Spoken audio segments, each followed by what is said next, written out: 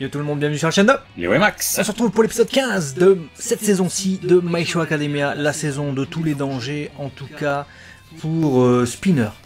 Spinner qui est la déception, qui va être non pas le héros de cet épisode comme je le pensais, enfin le héros, le vilain de cet épisode. Je pensais qu'il allait avoir du développement de ouf sur Spinner dans cet épisode, mais c'est pas la réjouissance. Du coup, on va vous offrir une réjouissance avant de commencer.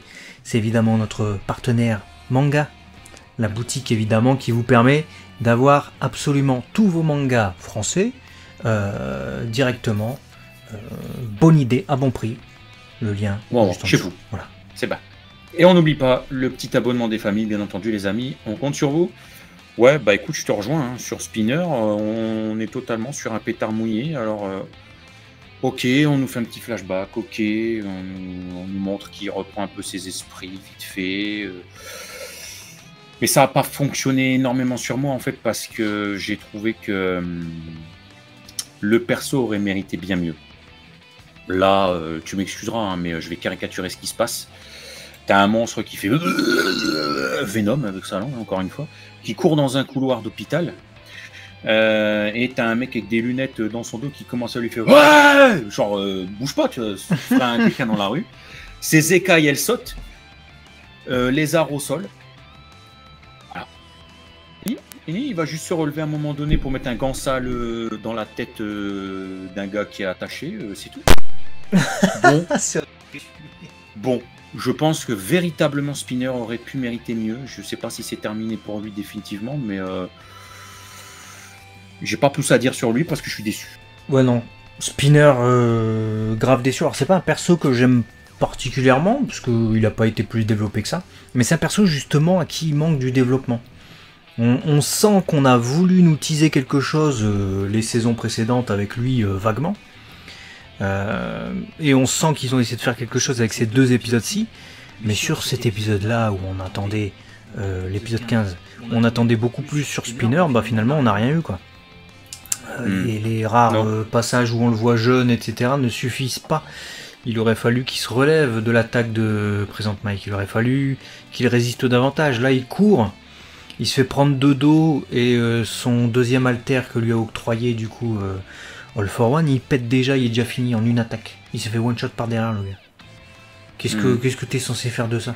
Et il se bat contre Tentapoulpe là. Ils font le combat de Spider-Man sur les toits des immeubles. Mais à côté de ça, Present Mike il arrive, one shot. Je veux dire, il y aurait pu avoir, je sais pas, un affrontement qui aurait mené à des phases de dialogue, tu vois. C'est ça aussi qu'on recherche dans les shonen manga, c'est les dialogues, qu'on ait sa vision du truc. En plus, si on fait péter, admettons, son armure, la décaille, justement, il retrouve ses esprits, il peut dialoguer normalement comme un humain normal, bien qu'il soit hétéromorphe, tramorphe, machin morphe, peu importe, on s'en fout, c'est un humain, quoi. Dans le monde de My Hero Academia. Et ils discutent un peu de leur point de vue pendant qu'ils s'affrontent, et on retrouve le Spinner qu'on connaissait, et on donne de la matière au personnage. Là non. Juste il a un boîtier à transmettre, il le fait, allez hop. On passe à la suite du plan en fait.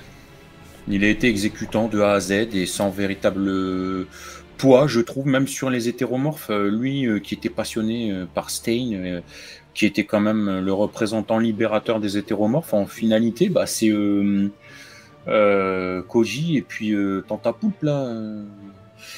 Enfin, les deux là qui sont sortis en héros parce que tous les hétéromorphes finalement ont une phase de réflexion. Alors bien sûr ça a été amorcé par une personne qui a lancé la vague en mode ouais attends on va rentrer dans un hôpital on va vraiment foutre un bordel alors qu'il y a des patients et tout.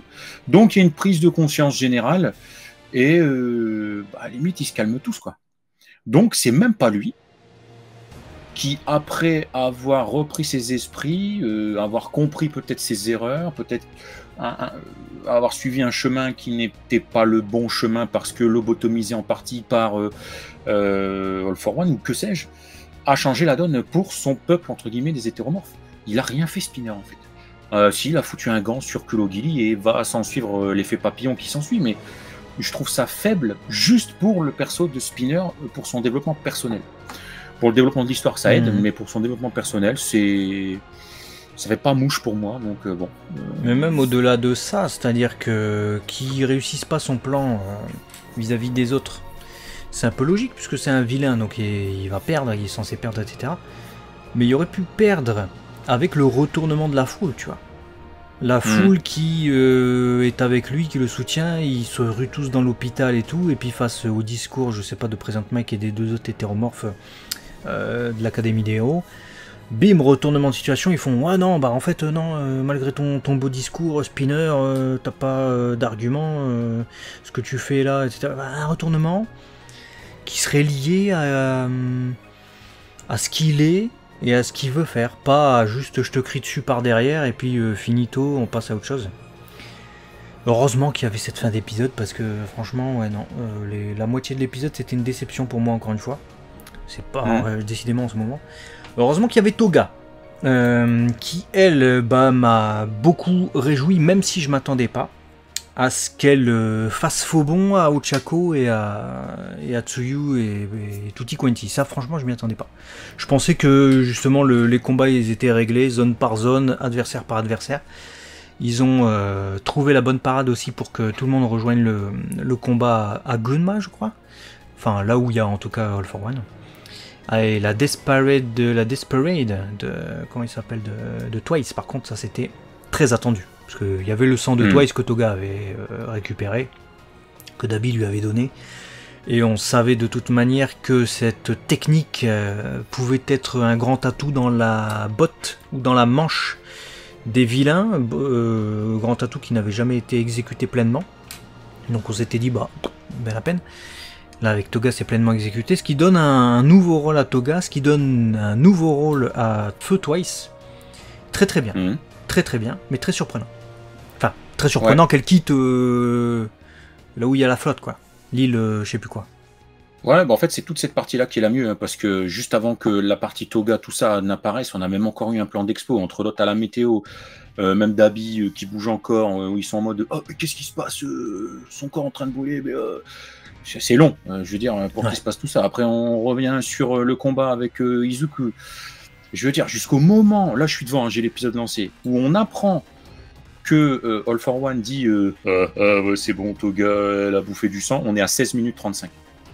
Donc pendant 16 minutes 35, j'ai trouvé que c'était soit répétitif, soit mal développé, soit mal fait, donc j'ai trouvé ça long, je me suis dit, bon, il y a un moment donné, heureusement qu'il y a eu l'éveil de Kurogiri, qui a donné naissance à tout ce que tu as dit, je ne répète pas, et qui est venu mettre déjà une surprise au scénario, alors surprise à moitié révélée quand on a su qu'elle avait eu le sang, on savait qu'elle allait le ramener, mais aussi parce que, rappelle-toi, la fois dernière, j'avais une phrase qui m'avait un petit peu titillé, c'était « ouais, son alter peut tout changer ». Et la façon dont on a eu les derniers épisodes et dont c'était dit, on pensait que c'était soit celui de Kurogiri, soit celui peut-être d'un autre, je sais pas, j'avais pas pensé à celui de Twice à ce moment-là, je vais pas te mentir, alors que j'aurais pu. Et là, on comprend un peu plus ce qui s'est passé, comment elle s'est barrée de là, bon, téléportation, Kurogiri, tout ça. Et on a cette Death Parade. Moi, j'ai trouvé ça très très bien parce que on savait à quel point cette attaque était dangereuse. Il avait été arrêté à temps, c'était l'atout des vilains. Et là, ben, en fait, on l'avait dit, hein, Toga, elle n'allait pas digérer ce qui s'est passé avec son copain. Ben voilà, elle prend le relais et elle va essayer en tout cas de faire perdurer ce qu'il aurait fait. Et ça, c'est génial. Ça, c'est heureusement qu'il y a ça, véritablement, parce que là, c'est relancé. Les dés sont rejetés, tu te dis, oh, il va se passer quoi? Oh la dinguerie, comment on va faire? Ça, c'est bon dans un shonen d'avoir ce rebondissement. Ça sauve totalement l'épisode. Ça sauve totalement l'épisode, parce que sans ça, il pue la merde, hein, je vous le dis. Non, mais je vais être très honnête. M'excusera, j'ai vu plus palpitant comme épisode de My Hero Academia. Heureusement qu'il y a la fin. Et par contre, c'était presque jouissif. Alors évidemment, c'est des vilains, hein, mais de voir tous ces Twice et tout, tu te dis là, il y a une vraie armée, il y a une vraie opposition. Là, cette fois, l'alliance des vilains et ce qu'ils sont en train de faire, tenter de mener, pour une fois, tu ressens un impact, au-delà de Shigaraki, évidemment, qui mène le truc, sa barque tout seul. Mais tu ressens vraiment que les héros, là, pour le coup, sont vraiment en danger. Parce que je vois pas comment ils vont faire. En vrai, là, devant une armée pareille de Twice, avec le pouvoir de Toga, je vois pas comment. Et d'ailleurs, Hawks, match retour, du coup, très en danger, le gars. Parce qu'il y a des gens qui commencent à mourir dans cette série. Je sais pas. Je sais déjà Dabi qui va être face à son père et là il est prêt à en découdre. Hein. Le gars, son corps est en train de partir en fumée, donc on attend qu'il se passe quelque chose, une discussion, un affrontement avant qu'il soit trop tard parce que le gars va finir en cendres. Mais là effectivement tu disais gros danger, c'est bien, ça remet les vilains autres que All for One et Shigaraki au centre du village. Vraiment, on est dans l'intrigue, on les suit, on les aimait beaucoup. On vous l'a toujours dit que le My Villain Academy, on les aimait bien. Là, c'est bien. À part Spinner qui était une déception, ils sont là, tu vois, ils sont présents, ils gèrent le game.